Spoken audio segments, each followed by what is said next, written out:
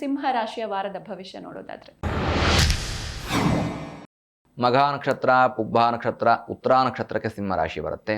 ಸಿಂಹ ರಾಶಿಗೆ ನೋಡಿ ಅಗ್ನಿಗಂಡ ಅಂದರೆ ಅಡುಗೆ ಮಾಡುವಂಥ ಸಂದರ್ಭದಲ್ಲಿ ಕೈ ಸುಟ್ಕೊಂಡು ಇದು ಒಂದು ಅಗ್ನಿಗಂಡವೇ. ಅಥವಾ ವಾಹನದಲ್ಲಿ ಹೋಗ್ತಾ ಇದ್ದೆ, ಎಲ್ಲೋ ನಂಗೆ ಬಿಸಿ ತಗಲ್ತು, ಅಥವಾ ನಾನು ತುಂಬ ಹೀಟಿನಿಂದ ಬಳಲ್ತಾ ಇದ್ದೀನಿ, ಇದೆಲ್ಲ ಅಗ್ನಿಗಂಡದಲ್ಲಿ ಬರುತ್ತೆ. ಹಾಗಾಗಿ ಸ್ವಲ್ಪ ಆರೋಗ್ಯದ ಕಡೆ ಗಮನ ಹರಿಸಬೇಕು. ದಿನನಿತ್ಯದ ಜೀವನ ಶೈಲಿಯಲ್ಲಿ ಸ್ವಲ್ಪ ಹೆಚ್ಚಿನದಾಗಿರ್ತಕ್ಕಂತಹ ಗಮನ ಇರಬೇಕು.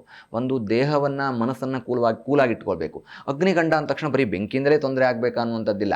ಮನಸ್ಸು ಕೋಪಕ್ಕೆ ಒಳಗಾಗ್ತಕ್ಕಂತಹ ಸಾಧ್ಯತೆಗಳು, ಅಂದರೆ ಅನವಶ್ಯಕವಾಗಿ ಮನೆಯಲ್ಲಿ ಕೋಪ ಮಾಡ್ಕೊಳ್ತಕ್ಕಂತಹ ಸಾಧ್ಯತೆಗಳು, ಯಾರೋ ಒಬ್ಬರು ಏನೋ ಒಂದು ಒಳ್ಳೆಯದನ್ನು ಹೇಳಿದ್ರು ಅದನ್ನು ಕೇಳಿಸಿಕೊಳ್ಳುವಂತಹ ಮನಸ್ಥಿತಿಗಳಿರೋದಿಲ್ಲ. ಯಾಕೆಂದರೆ ಅದು ರಾಶಿ ತತ್ವವೇ ಹಾಗೆ, ಸೂರ್ಯ ತತ್ವ ಅದು. ಅಂದರೆ ಸೂರ್ಯ ಅಧಿಪತಿ ಆಗಿರ್ತಕ್ಕಂಥದ್ರಿಂದ ಸ್ವಲ್ಪ ಅಗ್ನಿ ಜಾಸ್ತಿ ಇರುತ್ತೆ, ಕ್ರೋಧ ಜಾಸ್ತಿ ಇರುತ್ತೆ.